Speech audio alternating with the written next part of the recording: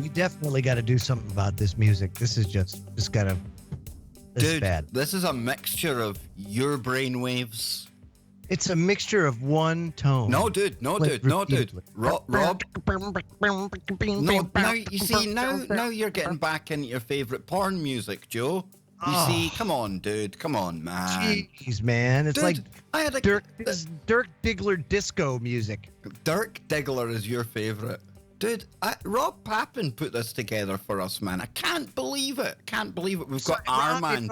Maybe something a little more with a little bit of flair. That's what I'm saying. Listen. Flair, today. Little Baker flair. That's what I'm saying. Hey. I wish you could see Joe Joseph, people. In fact, I'm just going to go to the cameras because he's sitting dancing away and making an absolute pie of himself. What are you doing, Joe? I am not. First of all, why would you say something? I am not making a pie of myself. What the hell is that shit? A pie of myself. Like 3.14? Here we are, boys. Back again. You want me to put the music off now, George? You just want me to leave it quietly in the background? Just leave it on the whole time. That's just great. That'll make me feel wonderful.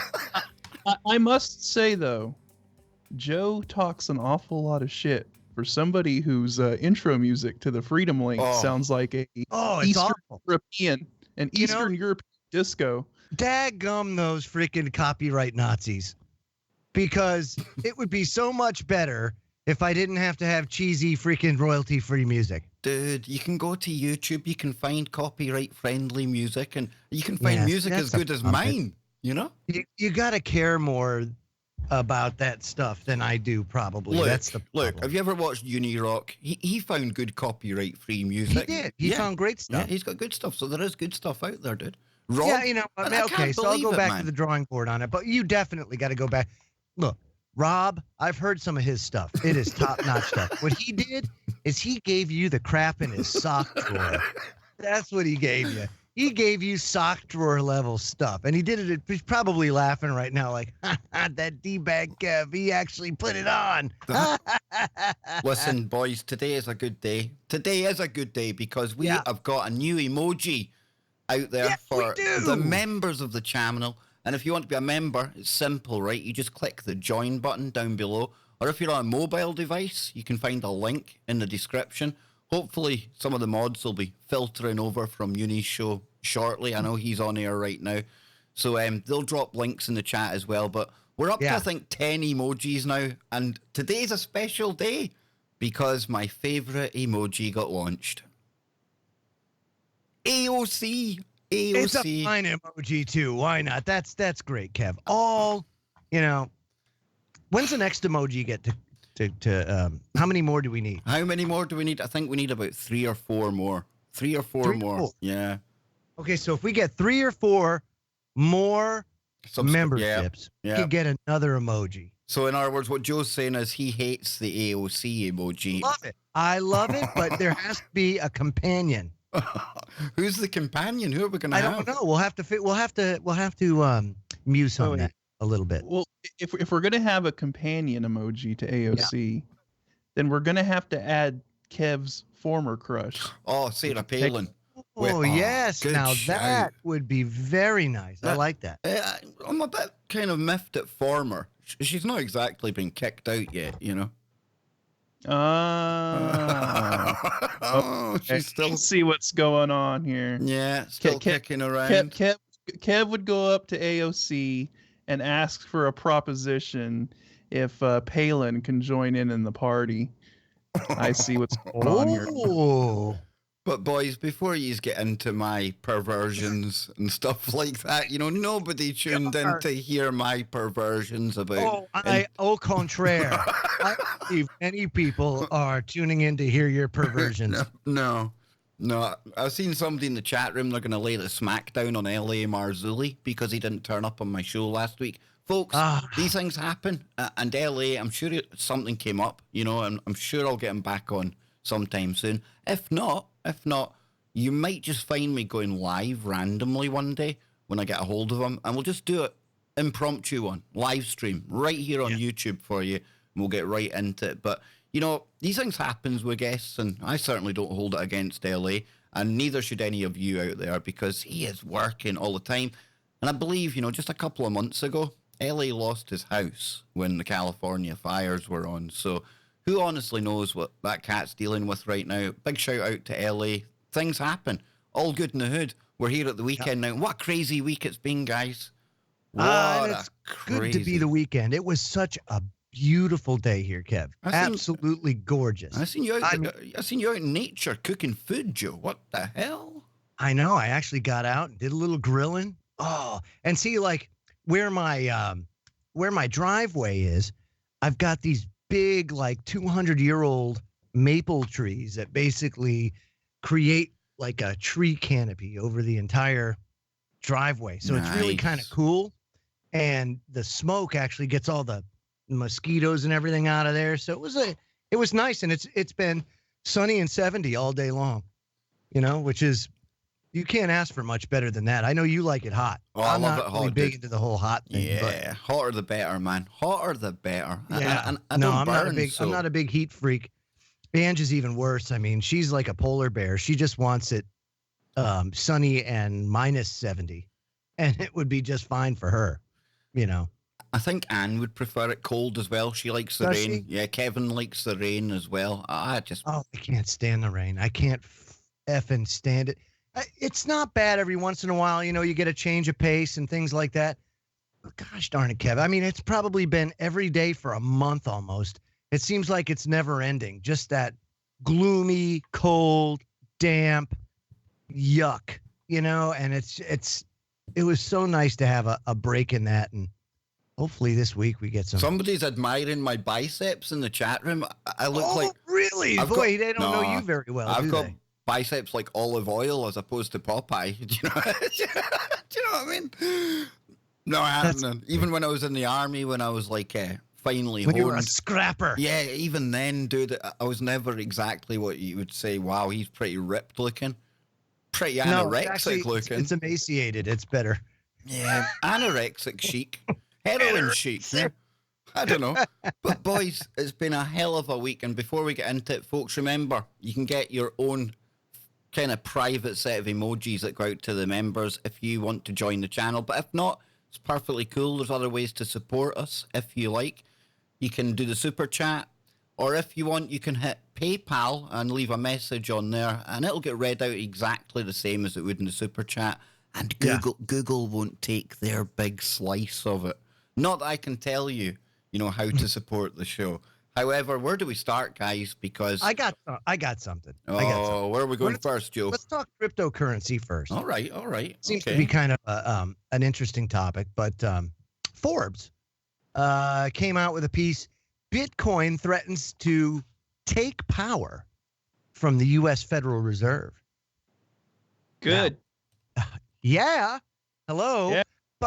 But as we go on, I'm going to ask a question at the end, because I think this could end up being something that is turned against us. Listen to this. Bitcoin, which has roared back over the last few weeks after many fear was a terminal decline since its peak in late 2017, has long been called a threat to the existing financial system and the central banks that run it. Though these claims have in the past been largely fringe ideas. The Bitcoin price now hovering around $8,000 per Bitcoin, double what it began the year at, is often closely tied to public awareness of cryptocurrencies. And the latest Bitcoin bull run, beginning in early April, restarted the public debate on Bitcoin.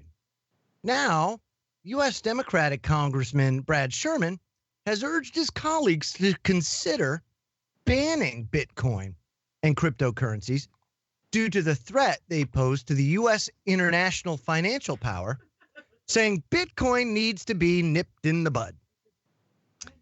Listen to this, quote, an awful lot of our international power comes from the fact that the U.S. dollar is the standard unit of international finance and transactions, Sherman said at a meeting of the House Financial Services Committee last week. He continues, clearing through the New York Fed is critical for major oil and other transactions.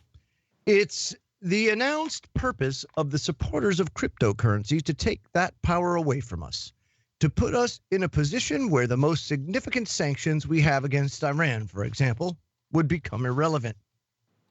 Now, Bitcoin, which allows its users to move value around the world beyond the sight and reach of governments and law enforcement, is often criticized for its ability to help the terrorists and criminals and tax evaders. Oh, no.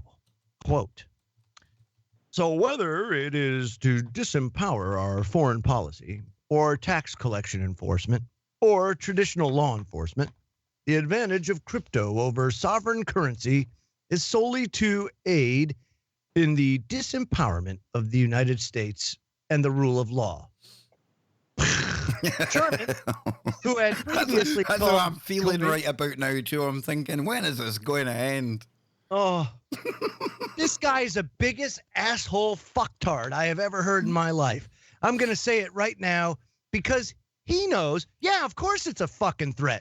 It's a threat to the power of these jackbooted asshole thugs. That's who it is, and they don't like it. It's going to threaten our foreign policy. Yeah, no shit, Sherlock. People don't like it. People don't like us being the international bullies of the world. And so, people are starting to find a freaking workaround to it. Thank God for that. Because even Wilson said himself when he had the Federal Reserve Act passed, I had unwittingly destroyed my country. Duh! So, Sherman, why don't you go back to the guy that freaking created it, a Democrat, just like yourself, and learn from his mistakes that it's the central bank that's kicking our ass, and the fact that you assholes overspend and put us into a quagmire of debt that can never be repaid. And then we use that power to project it and force our will upon other cultures and other sovereign nations in the name of freedom and democracy when it's exactly the opposite. So if you ask me, I think Bitcoin should be expanded. And this guy hung from his balls on the National Mall. Just saying. Tell us how you really feel, Joe. Yeah, I got to hold back a little bit. Yeah, I'm quite passionate about this one. You're it's more like a lifelong frat party for these assholes. Scott, you're more the cryptocurrency guy than I am, man. I mean, I know little about it,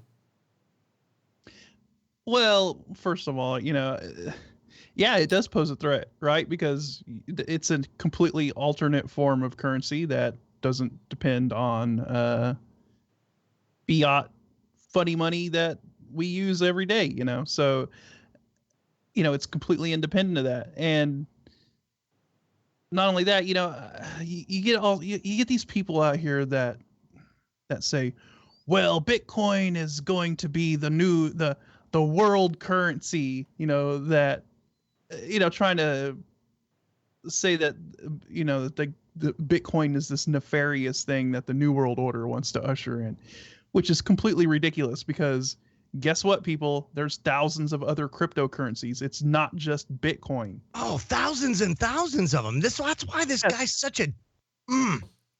Yeah, how are you going to stop that? How would you enforce? How would you enforce banning Bitcoin?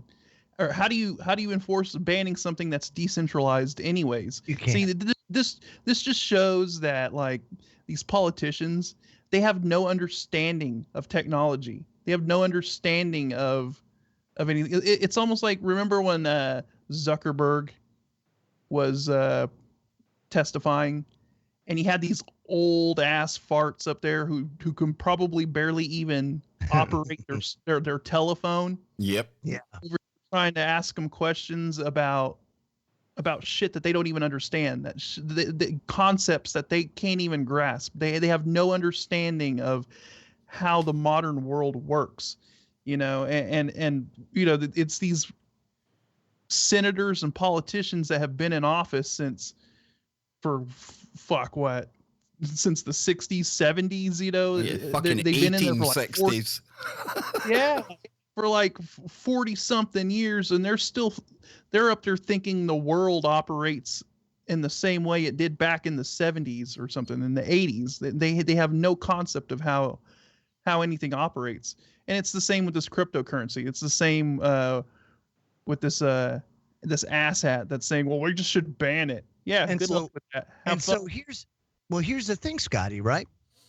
And this is what makes having AOC a great emoji. Really, because she wants to have the conversation that needs to be had, which is we are hitting a point in time, technology-wise and society-wise, where for the first time in this history, currency in the form of money is actually becoming obsolete because of the obsolescence of human labor. And that's really why we have currency in the first place. It's a way to transfer or a way to make wealth tangible for people without going to a straight up barter system, which is really inconvenient if you think about it. Because say, for example, that the Lopez family has a farm, and on their farm they raise chickens, and that's what they have to barter with. Well, you go down the street and you need to go see Kev Baker, the candlestick maker. And Kev Baker, the candlestick maker, no. He's a vegetarian. No. He doesn't need chickens. Kev Baker, the AOC taker. The AOC, whatever you want to call yourself, it's great. But you can't go ahead and trade your chickens with him because he's a vegetarian. So it does you no good. Therefore, that's why we have the currency, because everybody can use the currency. But what happens when labor becomes obsolete and you can't use that anymore because you don't need it? What then? And she's trying to get that conversation started, albeit in a very fucked up way. She's still doing it, which is something that needs to be done. At least start talking about it. But what we normally do is we tuck our tail between our legs, kick the can down the road, and hope and pray that the kids can figure it out because we can't. Well, we don't have that luxury anymore. We're at that point where it can't be done. So now what do we do? So what do you guys think about that, eh? Well, I think this cryptocurrency thing is interesting because, like I said, you have thousands of different cryptocurrencies, and a lot of them are just kind of like niche currencies that are just used within a certain specific realm. You know what I mean? So, I kind of equate it to, look in the game, at the gaming industry, right? You earn whatever in-game currency that game is using to purchase items, and it's just used within that realm, So if you're I guess you could call it niche currencies, a currency for each niche. It's kind of cool. Well, yeah, very much so. And Bitcoin is kind of like the overlaying main currency, almost like the main currency, and everything else is kind of like a subsidiary underneath it almost. Yeah, I got this. So a good example would be, look, we're streaming on DLive right now. Lino. And DLive uses Lino. And if you just want to hold on to your Lino, you can. But look what they've done to them, man. Remember we were saying at the start, Scott, we thought maybe PayPal were going to kick them out. And it ended up that PayPal did end up, you can't PayPal out anymore. And I know this isn't the same as a cryptocurrency per se, right? Because, you don't cash out through PayPal per se. There's other exchanges and things like that. Yeah. But you can see how on that kind of DLive, on that platform with that thing there, how they can crush one that they might not approve of, or one that isn't kind of sanctioned by them. And I think eventually, I don't know how they work it, but surely one world government, one world religion, it's going to be one world currency, right? Well, you think that that's the transition, or that's where it wants to go. Oh, by the way, Warrior McKenzie just nailed us with a super chat that should be on the way here. It's coming. Yeah, but you're right. It would appear like, and this is why let's go to the super chat, shall we? Let's go to the super chat. Come on, my little bot friend. Safety meeting, boys. Smoke weed every day. Ha ha ha. Big shout out to Warrior. And of course, Warrior, that's our good friend Brody. And I believe he's up in Canada, yeah. So a big shout out to you, brother. Much love. You're always supporting the show. You don't realize how much it means, honestly, man. So do you guys remember the Ron Paul revolution? Dude, it's the first time I ever got excited about politics, and it wasn't even my own bloody country, man. I thought this guy's pretty cool. It took the country by storm, and it was taken off like a rocket. And what happens? It gets co-opted. And what do you think's going to happen, and or has already happened with Bitcoin? If you think about it, that is going to be that, or something very similar to it will be probably presented as a solution to all of these currencies around the world collapsing. Look at Venezuela. Its economy is collapsed. Brazil's going down by the head. You've got countries in Africa that are suffering. You got a trade war going here between the United States and Canada and China. Russia is in a economic slump all over the world. And then you have unprecedented levels of debt. So why not, as a solution, offer, an international jubilee, wipe out all the debt on a national scale? Certainly not on a personal scale. We couldn't have all the debt wiped out. You couldn't do that. I mean, Joe, when they bailed out the banks, it would have been insane for them to give that money to the people, right, and get the economy going again. Could you imagine for a second if they did do that? Which would have been the smart thing, by the way, if you think about it, right? You give it to the people then pay off their debts, and it still gets to the bank. Why didn't they do it that way? It gets to the bank and you pay off debts at the same time. Joe, you're almost like sounding as if they were trying to fix a problem. We know what they were doing, man. It's like, it wasn't transfer of cash, it was a transfer of power. Do you know what I mean? Yeah. Yeah. No, Ange just sent me something too here. I got to see what she's. Well, drop it in here because remember, I can bring it. This happened about a year ago, but she was only just sentenced. Oh, okay. Well, we'll get to that later. Yeah, because we've got lots of crazy. We've got lots of crazy to come, folks. There's a lot of crazy happening on the internet. We're trying to leave it for the end because everyone and their dog's been talking about it. Even a dog comes into the story at some point. But we'll get to all the crazy. Don't worry, folks. And we'll even take some topics from you out there in the chat room towards the end. But yeah, Joe, sorry, man. No, it's all good. She just sent me a video of a teen, I guess, that went to prison. Dude, she pushed a friend off the bridge, like off a literal high-rise bridge. Yep. Just pushed her. Hey, you're scared to jump? Woo! I mean, I can't believe she survived it. She survived, but damn, dude, you want to talk about scary. You see, this is a bit weird because bridges and things are going to come up in the story later as well, man. Now I'm getting confused. Going back to Joe's having about 3 conversations at once, look. Yeah, look. Could you just imagine? Like, ha ha ha, you want to talk about jokes gone wrong? Holy crap, dude. I've heard of, would you follow your friend if they jumped off a bridge? Yeah. But I mean, that kind of puts a new twist on it. Send me the story, dude. Send me the story so I can bring it up for the viewers. Yeah, you know what? Let me. I'll send you the link and we can watch it. It's only 2 minutes. Ken. Yeah, man. Yeah, cool. Bring it up. I'm working. You know how it is. This effing Firefox. See, folks. See all you people out in chat land there. I'll remember you. Joe was just wanting to keep that to himself there. Yeah, I did. I was gonna hoard it to myself. Okay, here we go. Hang on, bring it up now. Yeah, bring it up. It's effed up, dude. Effed up. Copy. Here we go. If we go to paste while you're and go. Pulling that up, Cypherdyne in the chat said that he bought a van off of eBay with Ethereum. Nice. Ethereum's the one backed by Peter Thiel, right? He backed that one, didn't he? I think he did. Yeah. That's not a criticism of it. It's just I was watching something about it the other day, and Thiel's into a lot of stuff. He funds most things out there, and he's one of these. What would you call him? A venture capitalist, vulture capitalist, Scott? Something like that. Right, here we go. I'll play this clip now. We've got it here. Here we go. Caught on camera pushing her former friend off a bridge. was led away in handcuffs today, taken to jail for several days. Sentencing happened earlier this afternoon in Clark County. Our Jennifer Dowling is live outside the courthouse now with the very latest on this case that we've been following for quite a while, Jen.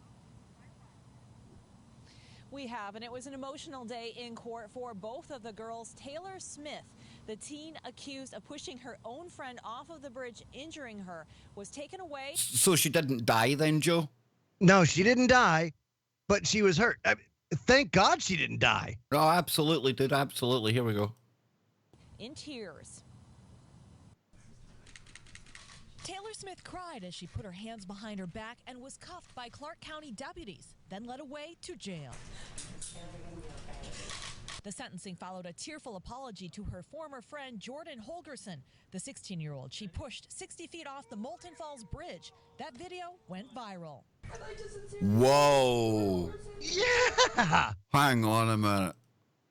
Tearful apology to her former friend Jordan Holgerson, the 16-year-old she pushed 60 feet off the Molten Falls Bridge. That video went viral. That's crazy. Could you imagine? Smith pleaded guilty to 1 count of reckless endangerment last week. Jordan, who suffered broken ribs and a collapsed lung, sat quietly looking on. I think it's probably just as emotional for her as me, but I don't know. No. You had a punctured lung, you broke your ribs, you were just standing there, you were a bit cautious, and some lunatic decided, you know what, get off. That's craziness, man. That's crazy. That is crazy. We had one of these kind of jumps like that when I was younger, one of these things, you know. I never pushed anybody off? Dude, I never even jumped myself and... Ooh. Oh, yes. I'm seeing that, right? I'm going to take a note of that. In chat, we were discussing coming social score system and internet too. Some are not aware. Can you enlighten us all? Oh, absolutely. Smoke them if you are dudes. Absolutely. Social scoring, we can get to that. We can show what the Chinese are living through right now in just a moment. But this is crazy, man. This is crazy. So how long did you get in the jail if you've been sentenced yet? I think it goes over it in the video, but there's Is it a relief to see her cuffed and taken into custody? Yeah, it's not long. Really In addition to 2 days in jail, Smith also received 38 days of community service on a work crew. Whoa, so she got 2 days in jail and 38 days. 2 days and 38 days of community service. She didn't die. I mean, I get it. You don't want to destroy a life over it, but at the same time, you could have destroyed a life over it, you know? So, yeah, I mean, it's just sick.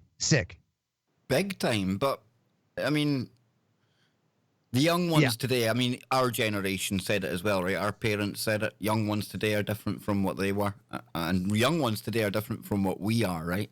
So I really don't know anymore. You see some of the things on the internet, some of the stuff people get up to. We're living in a time where people eat Tide Pods and washing detergent. Oh, dude, it's crazy. By the way, special shout out to Peace Minds. Thanks for the subscription. I really appreciate you supporting my friend, Kev. That was actually, I need to turn that off. That's actually just a subscriber on YouTube. I think it's just a general subscriber. But we've been leaking that many subscribers. Every subscriber is welcome. Hey, every little bit helps. Subscribers, all that stuff. I have found, since taking the more logical, factual, scientific, and laughing approach at the weekends, subscribers go down. So at the start of the year, I was quite optimistic about reaching my 100,000 subs. We are still at 92,000 subs. We've lost 150 subs this month. Geordie Rose wasn't to blame too much, you know, but... It's all good. It's all good. We'll get them back. Don't you worry. We'll get us there. We'll get them back. But do we want to have a conversation about this social credit scoring then? Because sure. This is something that people, and it's something I think, you know, okay, China today, but I think we can see how it's rapidly going to spread around the world, right? It's already here. You know, when you say rapidly spread, though, Kev, I mean, we were kind of the pioneers. And then China basically contracted out the Googles, the Facebooks, and the subject matter experts on this. And they did it out in the open. in China. But here, all that technology is here and being used against us just in different ways. Whereas they call it social credit scores, we call it community guideline violations. And if you violate community guidelines, you lose your ability to interact on the internet. You know, if you become a problem on the internet, it could affect it. Department of Homeland Security picks it up, and then you become a person of interest when you go get screened, and you very well may not be able to travel. That already happens here. So they're doing nothing but implementing the stuff that's already here in the land of the free, only they're being open about it, and we're not. We just sell it differently. But it is the exact same things that happen here over there. I'll say this, they take it a little bit farther with things like the debt shaming app. But are you telling me that couldn't very well pick up here? We have assholes here that look for safe spaces, and you look at some of the protesting here, and it makes absolutely no sense what these people are doing. So there's certainly shaming that happens and goes along here as well. Absolutely. And I've got a quick video here we can watch on this. Perfect. This gives us an idea of what it's about, but you see when we start hearing about like Facebook and all these big tech companies, social media sites being regulated, I think this is the first step towards that. Let me say this before you start. And somebody just in the chat room says, DJ Rusla said, chick gets paid $50 a month to watch 7,000 of her neighbors. Look up something called InfraGard here in the United States. It's been around for a long time, but it is people spying on your neighbors and companies looking for corporate espionage, all that stuff. InfraGard, check that out. Go ahead, Kev. Absolutely. Right, here we go. This is a little taster of what's to come, folks. And I kind of equate it to the TV show Persons of Interest, but with penalties attached for things that you do in the real world. Here we go. In some of China's largest cities, a high-tech effort is underway to bust low-level offenders, jaywalkers. Cameras record them going through intersections, zero in on their face, and then publicly shame them on nearby video screens. I mean, let's just stop that there, right? Publicly shame them. In public, you appear on billboards, you appear at bus stops, your big face shamed, red flashing lights. Okay, I'm maybe exaggerating now, but you get the idea, right?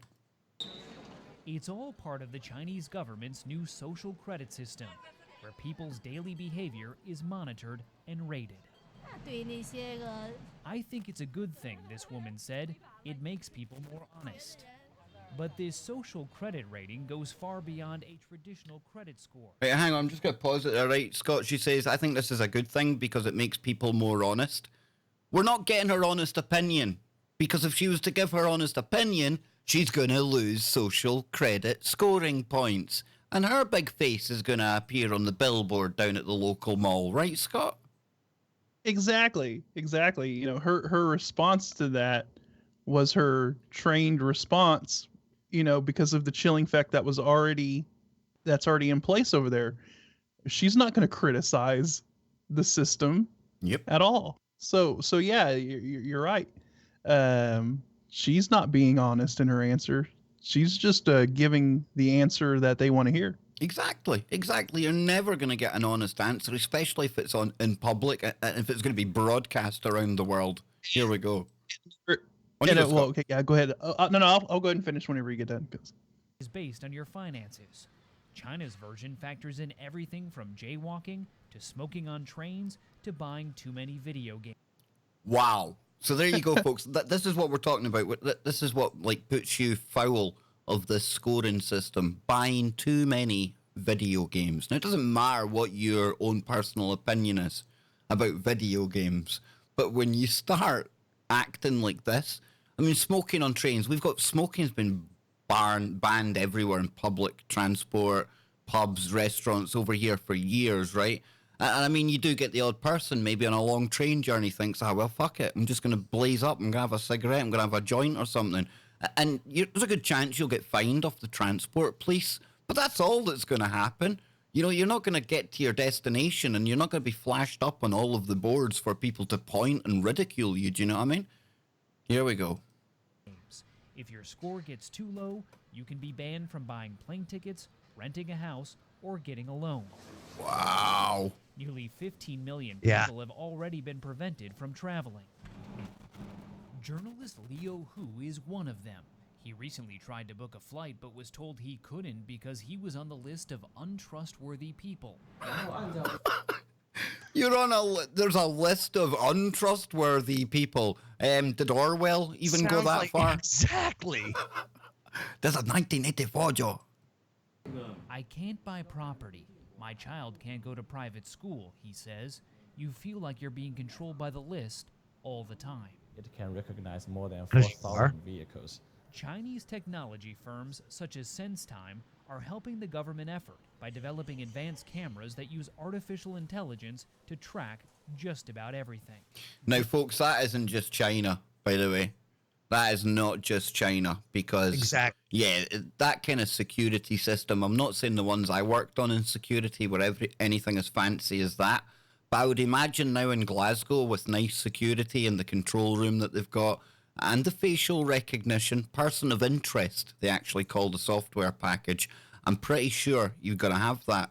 And I read out a story, and it came from a Freedom of Information request from a lady called Pippa King that I've had on the show once before. And it was about Smart City Glasgow. And basically, anytime you leave your property in Glasgow, you've been assigned an avatar. Now, I take it that's probably just going to be a picture of you. It might just, I don't know how that works, but it's going to have details alongside it. Probably your name, date of birth, where you live. I don't know, but you've got that avatar. So you've got that system, Scott. Yeah, basically the avatar is basically your digital dossier. Yep. Is essentially what that is. So once you leave, they can pull up the digital dossier on you, anytime your face is scanned or anything like that. And, we talk about this public shaming thing, and how when we talk about the, how we already have the social credit system here in the U.S. It's just a different window dressing. Yep.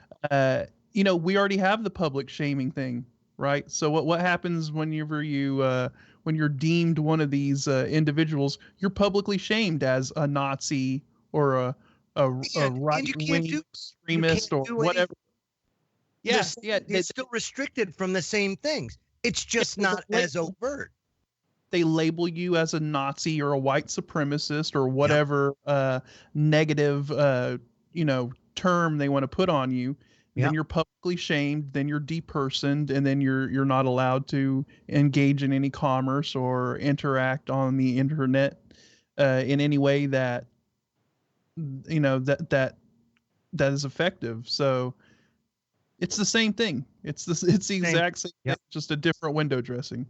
Yeah, I agree with you. Knows every person, every bike, every car, every bus that goes through the frame. You can tell whether it is an adult, a child, a male or female. Police in Beijing have been wearing these glasses that can recognize faces linked to the government's national database to help boost arrests. How advanced? Boom. But, you know what I'm saying? Boost arrests. That's different. On you go, Scott. You know what that reminds me of? That reminds me of fucking Dragon Ball Z, the scouters that they wear, that the kids wear with planet. Its power level is over 9,000. Interesting, though, too, that they use it to boost arrests. Also interesting that another parallel. Here in the United States, we have the private prison industrial complex. Over in China, they have concentration camps. It doesn't matter what you call it. They're both used for the same purpose, to provide cheap labor to manufacture goods. Yep. We do it here in the U.S. They do it there in China. Ours is soft. Theirs is out in the open. But you see now how I'm starting to think that this whole government regulation and Zuckerberg saying, well, we'll go to the government so they can, recommend, contractors and stuff for us. That's a step towards this, if you ask me, because eventually, they say, well, everyone has a right. You have to give everyone a profile because it's all going to feed into our government social scoring system. I agree. And it makes you wonder why Zuckerberg's just sitting there going, yeah, come regulate me. Come regulate me. Do it because he wants it. That's exactly what they want. And then any platform, any rival, they'll make sure that they cannot afford to compete. There'll be even less chance then of somebody coming up and rivaling a Facebook because the regulations, it'll be for the big boys. It won't be for the little guys. Interestingly enough, though, I see some stark parallels between the remorse that Woodrow Wilson showed when he sold out to implement the Federal Reserve in the United States, along with Zuckerberg, who gladly accepted all that government seed money to begin Facebook. And now I think he's in way over his head. They want much more than he bargained for, and he's having some serious issues over it. Look, I know that Zuckerberg probably is not it takes a certain level of evil to be able to do certain things, and even the most evil person at times can be taken aback by what other people in these dark organizations ask them to do, and the fact that they do that is just unbelievable. Scotty just vanished out of thin air. That's what he does. That's what he does. Sometimes when he needs to disappear, he's got this cool green screen awesome. now. And he's back. He's got cloaking. It's a cloaking device. He can just leave us that kind of cool background, which is cool. Are you Klingon? I think he's Klingon underneath that. And now he's muted. He's muted up. That's why his head's so big. Because it's actually a mask that really hides the fact that he's a Klingon. Yes, I have to hide the ridges in my forehead. Damn, dude. And I have my Klingon cloaking technology, so in case I need Spanish. I've been suspecting it for some time. You are brutal, Joe. Absolutely brutal. Right, let's finish this. Let's see what other he had to get me back for me talking shit on his Freedom Link music. True. Very, very true. But we had the Minority Report kind of RoboCop glasses. What have they left for the end of the video? Let's find out. Advanced is this technology? This is cutting edge. Wu Fei is CEO of a company that makes the glasses. He claims he doesn't know how the government intends to use his technology. I have no idea. Really? Yes.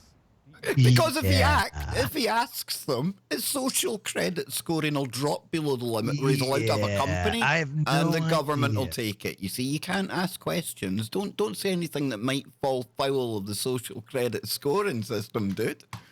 You trust the government the way they're using your technology? Sorry. Loaded question. In a country where you can get penalized for saying the wrong thing, why are you asking him if he trusts the government? Let's think, shall we? I bet he trusts the government. So here's another thing, right? Hang on, Joe. Let's at least get this answer. Let's see. Okay.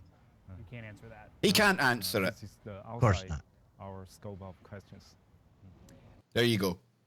So here's if contracting goes the same way in China as it does in the United States, and I got to imagine it does, because it is what it is. It's coming up with an agreement that both parties sign. There are things that the government has to do when contracting with the private sector or a private corporation or person that clearly define what it is that they're trying to achieve, or the capabilities that they require this program or this piece of equipment, whatever it is that they want it to do. So there's no way that this guy can truthfully say, though, I don't know what they're going to use it for. Baloney. You can put two and two together and figure out perfectly well what they're doing with it.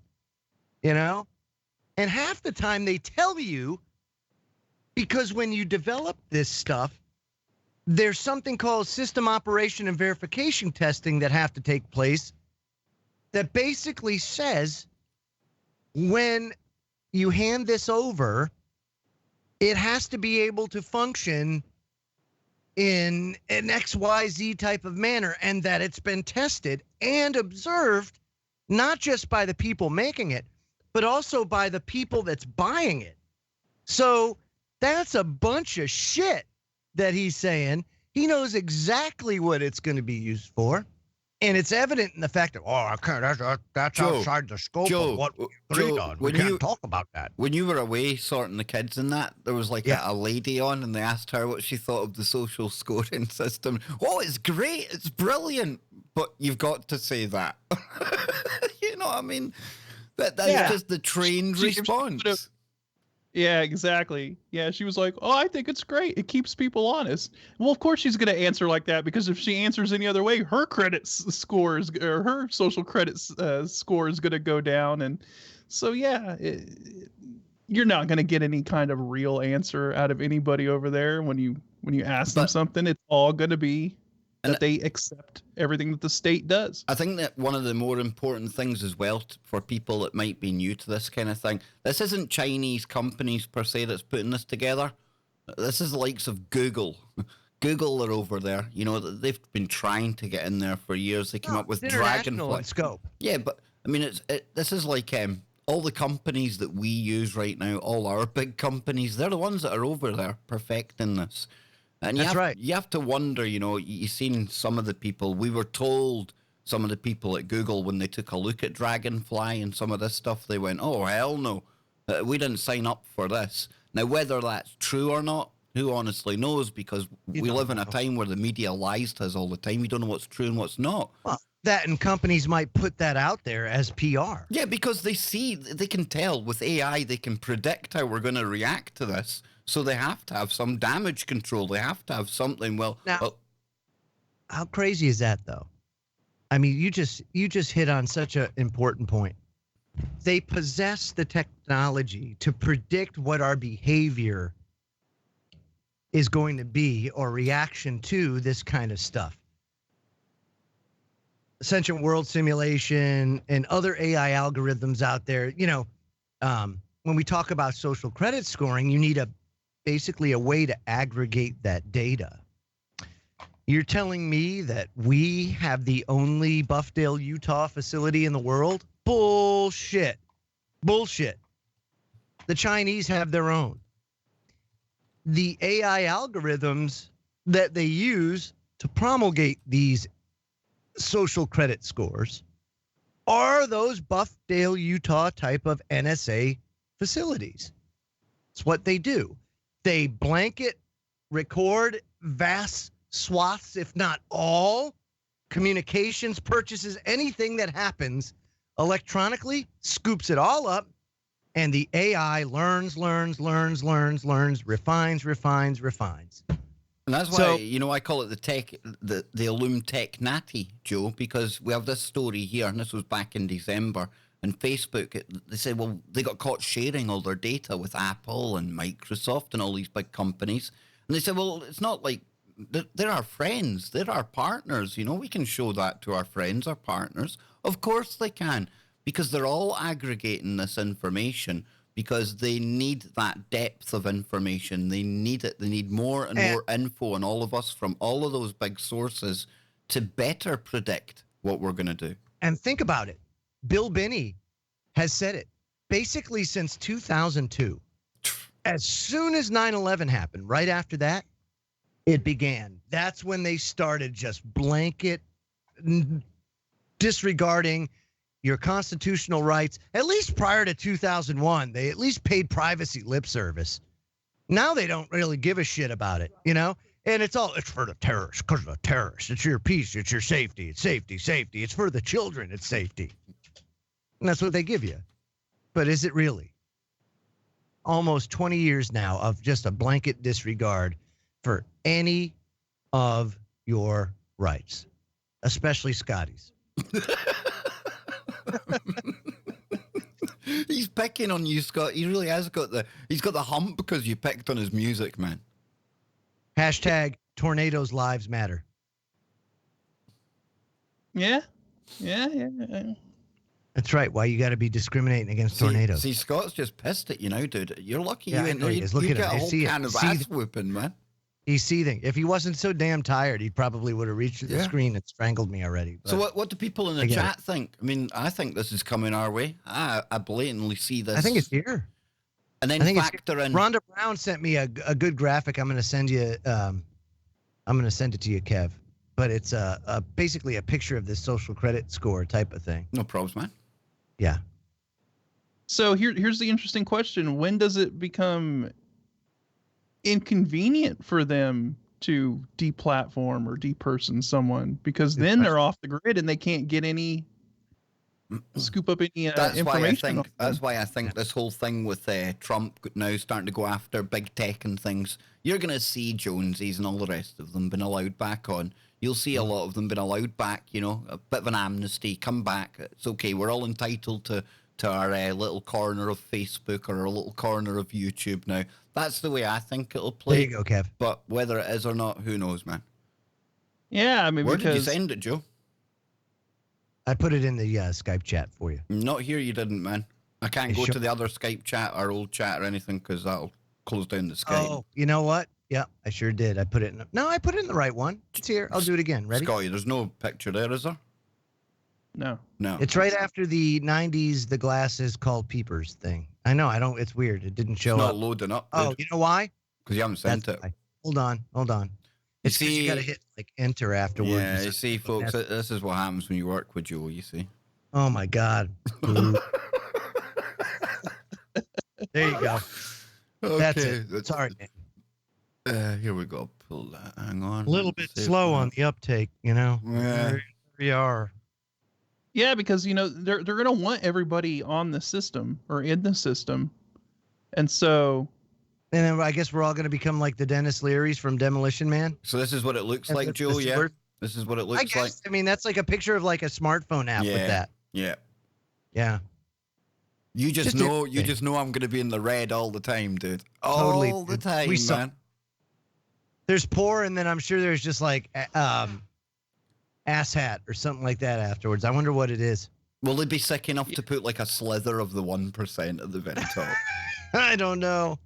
But they're real jerk-offs, I'll tell you that, for implementing that. And I hope and I pray that these types of systems backfire. But unfortunately, history shows that they're actually pretty effective. And like what China's saying is, it's been so successful that they've actually engineered immorality out of their society. That's kind of, I mean, it's got a sick sound to it, doesn't it? Just a little bit. Somebody in the chat room there, is talking about 5G. And 5G is a big part of this. And Cynthia says 5G is a death ray, but no fear, full armor of God, put it on, yeah. And it is dangerous, I get that. But I'm sitting about 40 centimeters from a 5G router and have been for a while now. I'm in a 5G city. And as of yet, I can't speak for everyone in Glasgow, but I'm not, apart from the sleeplessness, Joe, I don't know what the long-term effects are, but just to take a little bit of the fear away from this 5G, and I think I've added to it over the years, I think people think they're going to step outside, it's going to be like walking into a microwave or something. I don't think it's going to be that immediate, that bad. I'm more worried about the actual long-term kind of health risks, but more in your face is the fact that they're using it for surveillance because it's omnipresent, it's everywhere, there's no escaping it. And don't get me wrong, I'm not knocking you, Cynthia, because it is dangerous frequencies. I ain't denying that, not in the slightest. However, I'd be a hypocrite if I was to say it's knocking me ill because I don't feel any... how would you say, any ill health from it, Joe? Overcome. I don't feel like I'm heating up. I don't feel any of the stuff that you hear people saying. Because it's microdosing.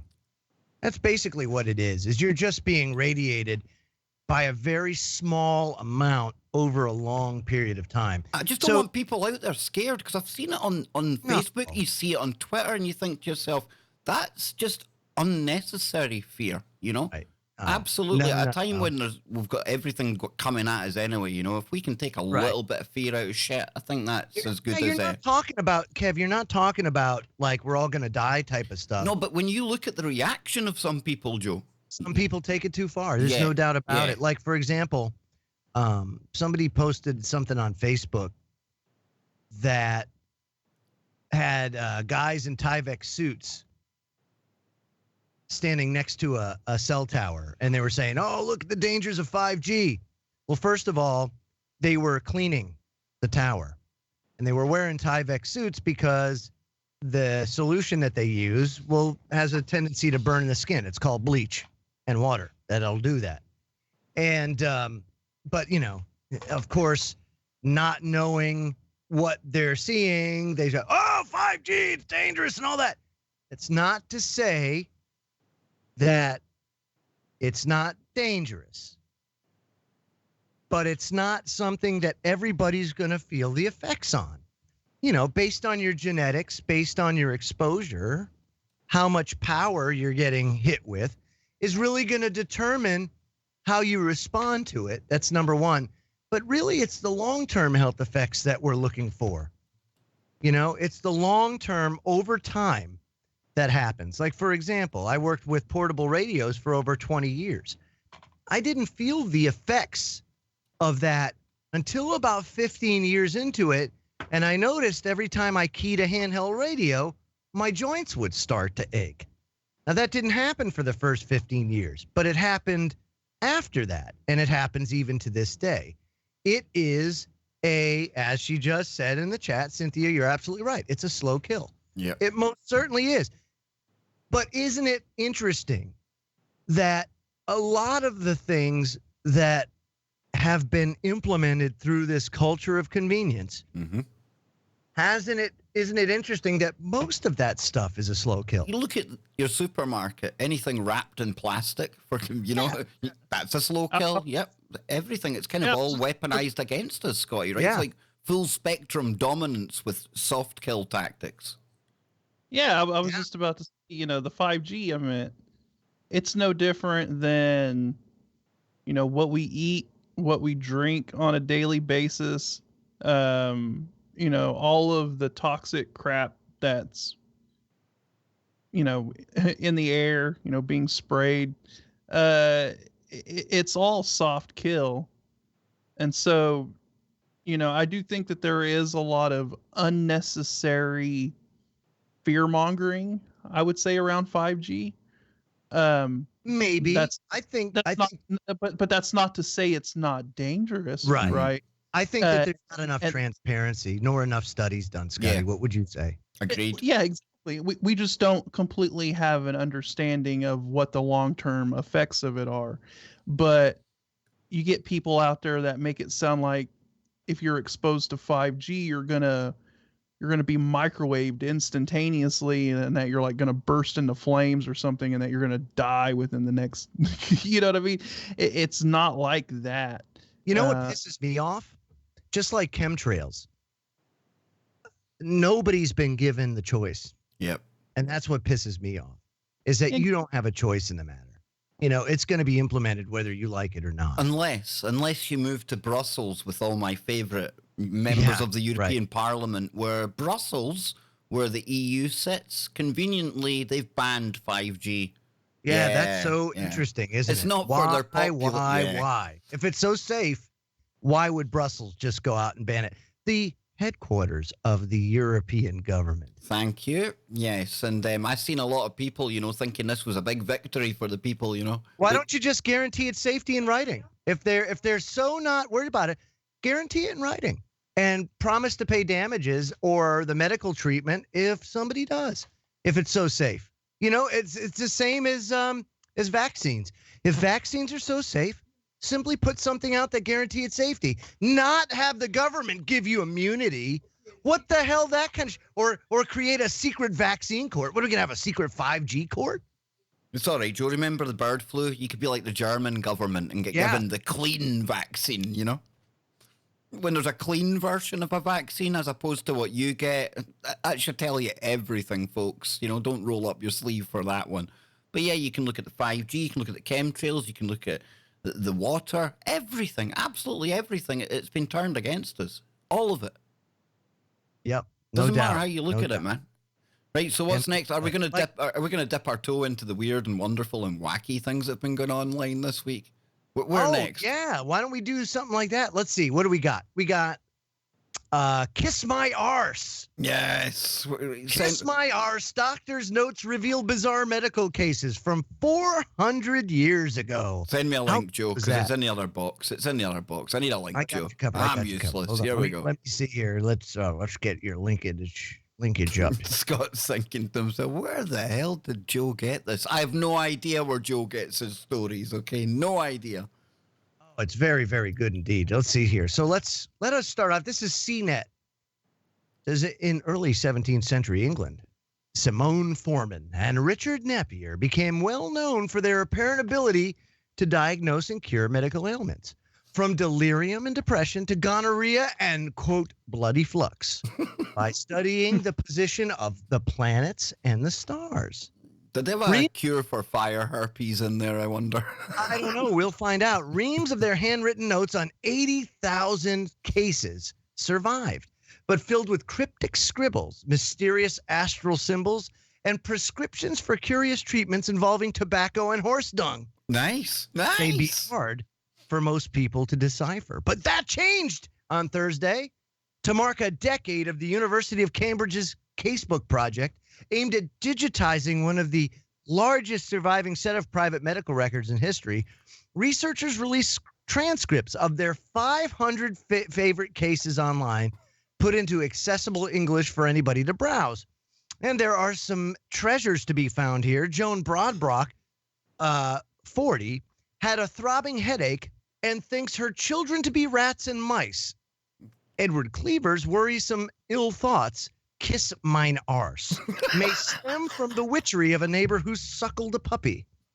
And the project, quote, opens a wormhole into the grubby and enigmatic world of 17th century medicine, magic, and the occult. Professor Lauren Cassell of Cambridge's History and Philosophy of Science Department and one of the project leads said in a statement, the channeled through the astrologer's pens are fragments of the health and fertility concerns, bewitchment fears, and sexual desires from thousands of lives otherwise lost to history.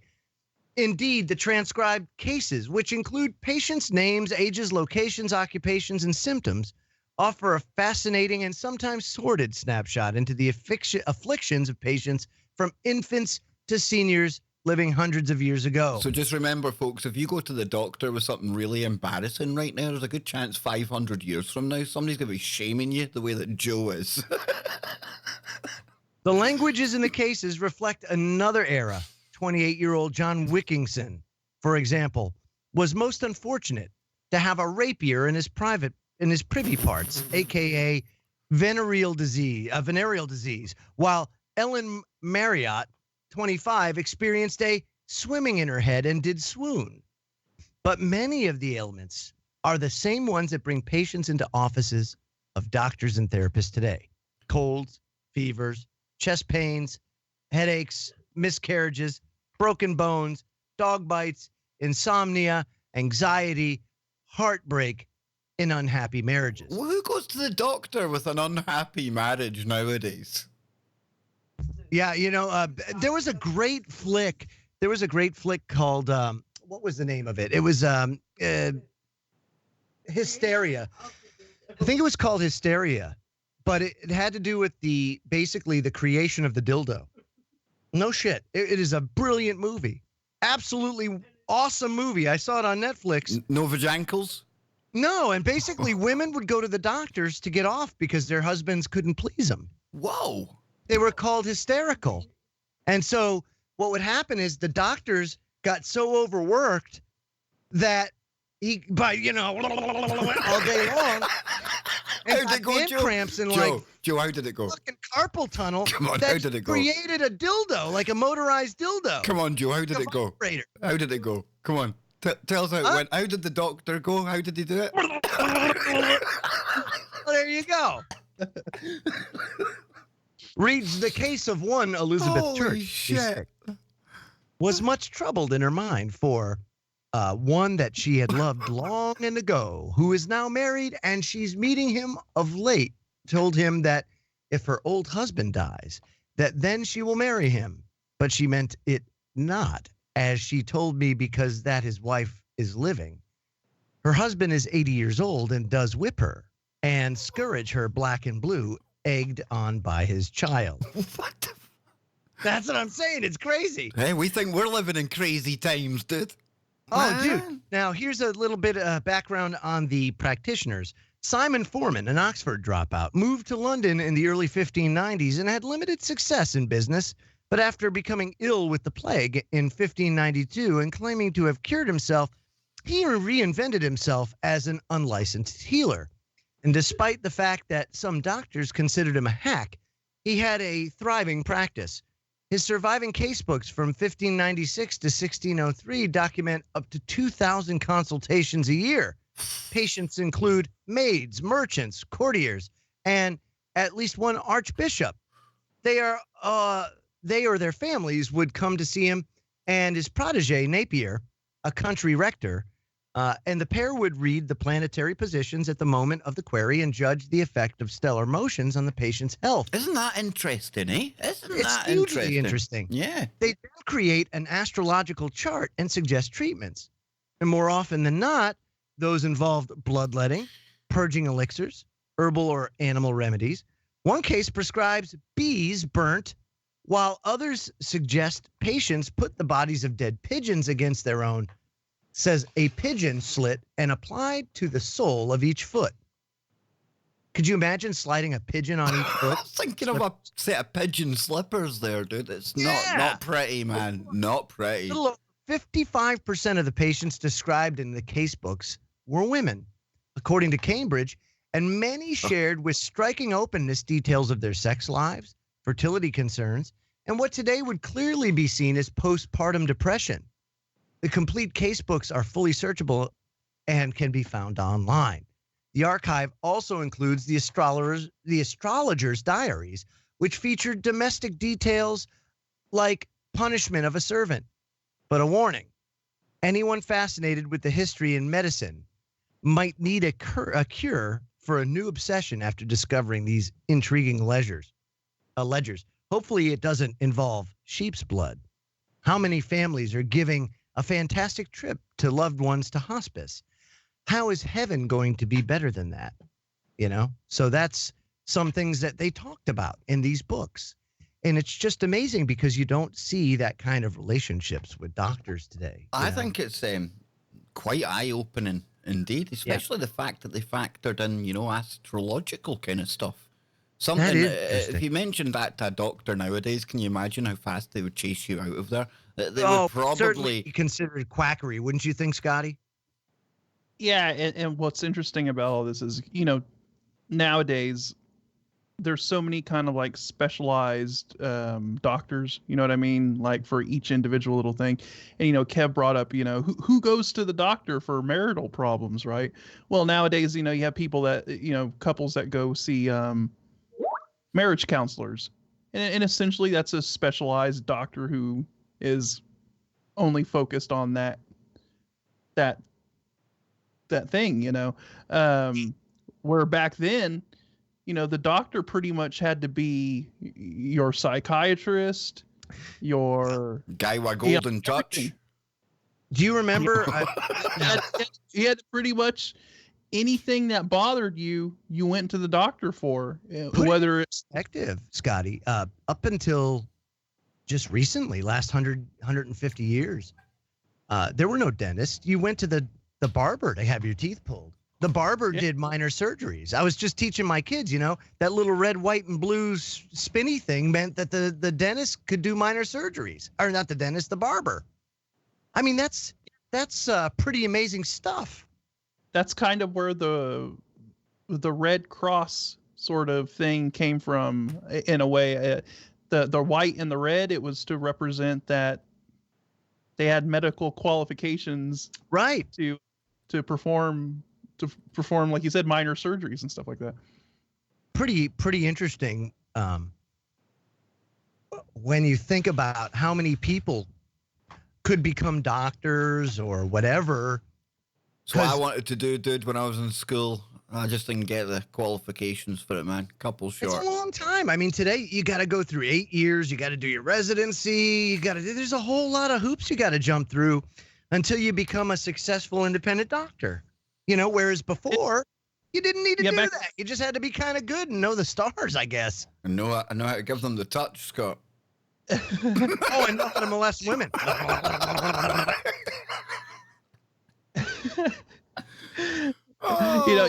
Back then, basically all you had to do was be an apprentice.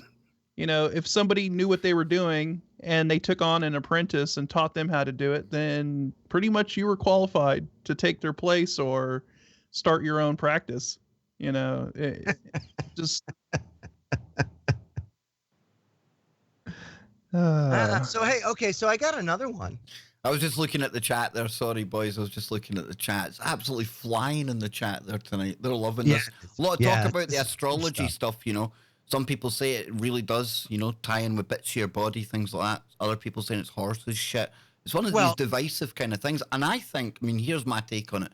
And I don't know how true quotes are, because you see quotes on the internet attributed to people. Who the fuck knows which ones are right? But JP Morgan or somebody in that billionaire club is meant to have said, you know, when it comes to astrology and astronomy and things, you know, millionaires are interested in it, but billionaires live by it. So, you know. Absolutely. Yeah. I have another thing that kind of runs parallel. But go ahead, Scotty. Finish your thought. Well, I was going to say, yeah, I mean, there's obviously something to it, because you see so many people in the elite class, you know, so many people that are extremely wealthy and have lots of influence and power. They live by it. So why is it that they're so interested in it? And why is it that they make so many of their decisions based off astrology if it's just bullshit? That's the way I see it. Very good point. And you look at the royal family as well. I mean, over the ages, I mean, they've timed weddings and ceremonies and things to the alignments of fucking planets and shit like that. You had Prince William, you know, he was ripped out of Diana's womb just so it coincided with a summer solstice. So it means something to them, and they've managed to retain power for how bloody long? I think there might be something in there that they talk about these secret mystery schools, Joe. I imagine that's some of the knowledge that's occulted from us, you know, that's some of the picture that we're not allowed to, you know, get pieces to, so we can build that jigsaw up and see what's really going on here, man. Yeah, so when you talk about that, right, there's also, and this has kind of made a comeback per se, but here in the United States, The Guardian is highlighting this U.S. pastor that's running a network is giving 50,000 Ugandans bleach-based miracle cure. Now, you haven't heard of this probably much in the United States, but it has been getting a little more press coverage because they call it like well, you'll just hear it in a second. It says an American pastor from New Jersey, backed by a British former clairvoyant, is running a network that gives up to 50,000 Ugandans a miracle cure made from industrial bleach, claiming drinking the toxic fluid eradicates cancer, HIV, AIDS, malaria, and most other diseases. Robert Baldwin, and part funded by Sam Little from Arlesi in Bedfordshire, is one of the most extensive efforts yet to distribute the miracle cure known as MMS, or Miracle Mineral Solution. The Guardian has learned that poor Ugandans, including infants as young as 14 months, are being given chlorine dioxide, a product that's known or has no known health benefit, like marijuana, right? And can be extremely dangerous. Baldwin is importing bulk shipments of the components of MMS, sodium chlorite and citric acid, into Uganda from China. The two chemicals are mixed to produce chlorine dioxide, a powerful bleach used in textiles. The American pastor has trained about 1,200 clerics in Uganda on administering the miracle cure. And each in turn uses it to treat about 50 congregants after a Sunday service. As an inducement, Baldwin is offering smartphones to those clerics who are especially committed to spreading the bleach cure. How sick is that? Whoa. Baldwin operates under a ministry that he found called Global Healing. The church advertises itself as using the power of Almighty God to greatly reduce the loss of life in Africa. Yet in a phone conversation with Fiona O'Leary, a campaigner against quack medicine, who spoke to him while posing as a freelance journalist, Baldwin said he distributed the bleach through churches to stay under the radar. Quote, "We don't want to draw any attention," he said during the call, a recording of when he had been heard, that has been heard by The Guardian. He says, when you draw attention to MMS, you run the risk of getting in trouble with the government or drug companies. You have to do it low key. That's why I set it up through a church. He added that as a further precaution, he uses euphemisms on Facebook where he raises money through online donations. He says, I don't call it MMS, I call it healing water to protect myself. They are very sophisticated. Facebook has algorithms that can recognize MMS. Now, Baldwin, who is trained as a student nurse and is understood to have no other medical expertise, says he chose Uganda because it was a poor country with weak regulation. Speaking from New Jersey, where he is based, he told O'Leary, America and Europe have much stricter laws, so you're not as free to treat people because it's so controlled by the FDA. That's why I work in developing countries. He added, those people in poor countries, they don't have the options that we have in richer countries. They're much more open to receiving the blessings that God has given them. Industrial bleach. Asked how babies and children were treated with MMS, he says that the dose was reduced by half. Little tiny infants can take a small amount. They'll spit it out. It causes no harm. They just get diarrhea. Guardian contacted Baldwin by phone in New Jersey and asked the pastor to explain his work in Uganda. He said, we use natural healing therapies to help people. That's something Christians do. So, you know, you think about that kind of stuff. Diarrhea kills a lot of people. But what this ends up doing is he's selling this stuff.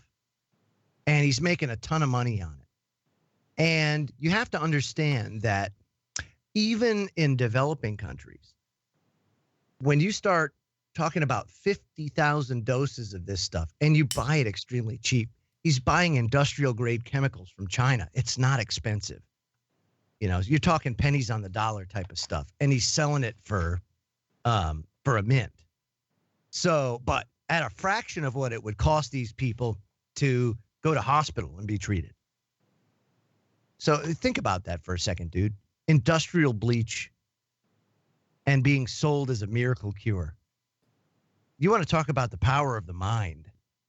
Why not just make it sugar water? Yeah. Why does it have to be industrial bleach? Exactly. You know, that's, to me, that shows a level of sickness. You know? It's pretty much the world we're in now. On an industrial scale. This is the world we're in now. It truly, truly is, you know, from where we operate here on YouTube, the scams that run all the way out to things like you're talking about there, dude. It's like greed. Some kind of sickness is taking over people. I really don't know, man. It's fucked up. Yeah. It's messed up indeed. It is. What else we got in the grab bag? Anyone? Well, we were going to touch on this crazy, I'm not going to say crazy. That's wrong to say that. The suicide of the actor Isaac Cappy. But you know what, folks? I think we're going to touch on that tomorrow. Okay, because let's do that tomorrow. Yeah, there's been so much said about that in the past couple of days, and I've been watching so many people's different take on that for us to add to, you know, it doesn't need any more said about it right now. There's enough people covering that. But my tuppence worth for what it's worth is, you know, I'm one of these people that, I know it's a bit kind of out there, but I do believe real things happen just the way that we're told. And I seen a very, very troubled man.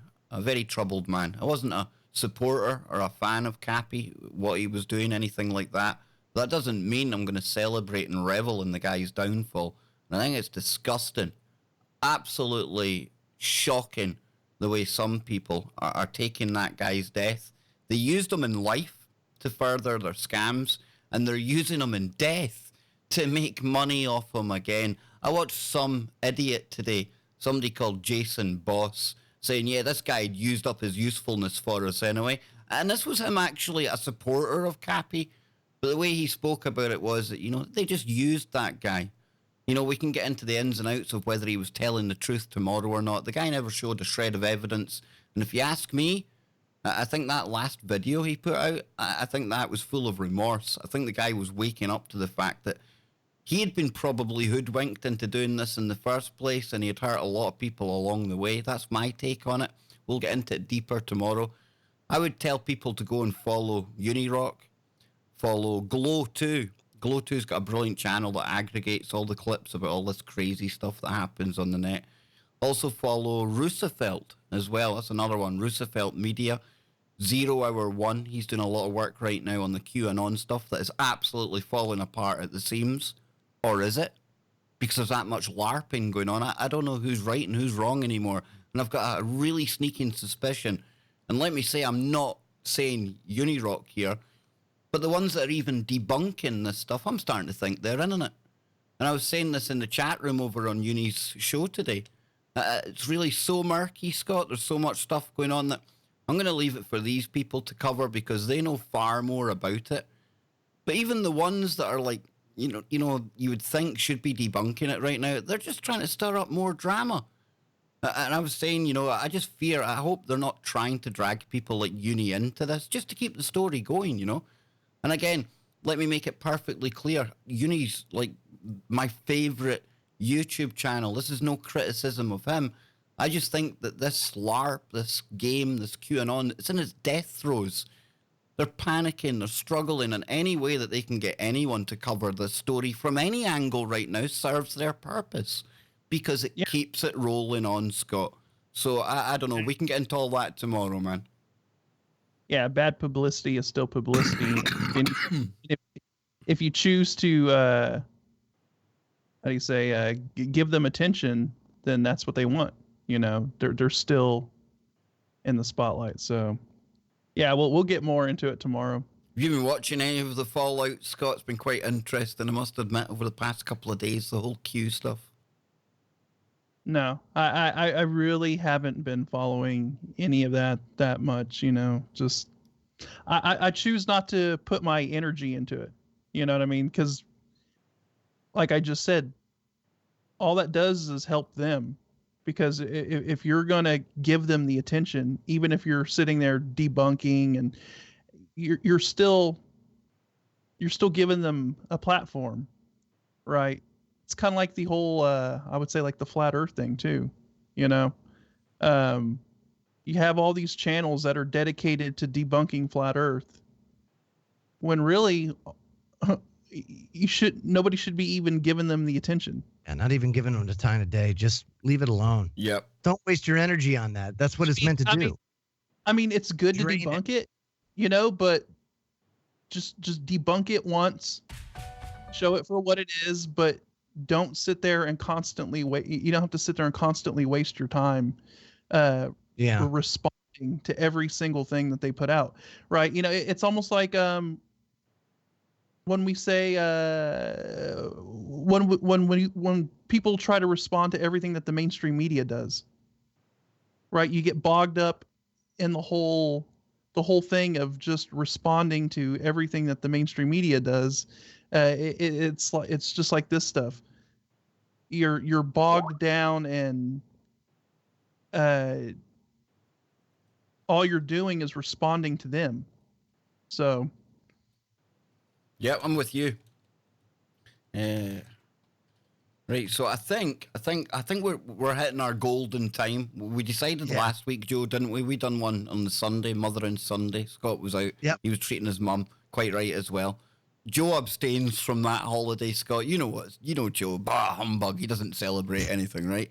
But we done 90 minutes that day, and I think from somebody that watches a lot of streams, I think 90 minutes. I think that's perfect. That's Bang pretty on. good. Pretty good for the people streaming as well. So what we'll do is we'll be back, same time, same place tomorrow. We will take a little look at some of the Cappy stuff going on because it is quite interesting. You know, there's a lot of people talking about it. We're not going to touch on the QAnon stuff tomorrow, though, because to me, it's been dead for a while. It really has. I just watch it for comedy value, just to see, the implosion of it all, and to see the mind control that some people are under that will never, ever let go of Q. I think Q is going to be something that will always be here in one shape, way, or form on the internet. It really is, because people are so invested in it. And the three hardest words for people to say is, I don't know, or I was wrong. Isn't it? Yep. That's it, dude. So I think that's going to go on forever. So it doesn't need us to add to it. It's almost like if we were to cover it, we'd be playing in the LARP. We'd be keeping it going. Exactly. Because then you're just playing the role as the bad guy in their story, right? So you're just adding to it, and you're keeping it going. Like I said, so it's good to not really pay it that much attention. But like like you said, it is fun to kind of sit on the outside and watch what's going on with it, but not to jump into the fray and directly engage it. It's not a good thing. Agreed. So, folks, you hear Joe's favourite music kicking up in the background. If you want to support the stream, hit one of the links below. Hit the PayPal link, even better. And there's Joe giving Joe. You see, that's how you get carpal tunnel, dude. That's why Angie's resorting to having to phone me and say, come over to America and stuff like this. You're just doing it all wrong, dude. We're out of here, folks. Thank you so much for tuning in. We'll be back tomorrow. You see, this probably isn't like any other stream right here on the old YouTubes. But that's why we're different. And that's why we'll keep coming back, and so will you. Until tomorrow, good night, God bless, keep it real. Keep your mind open, but not to the point where you believe in QAnon. We're out of here.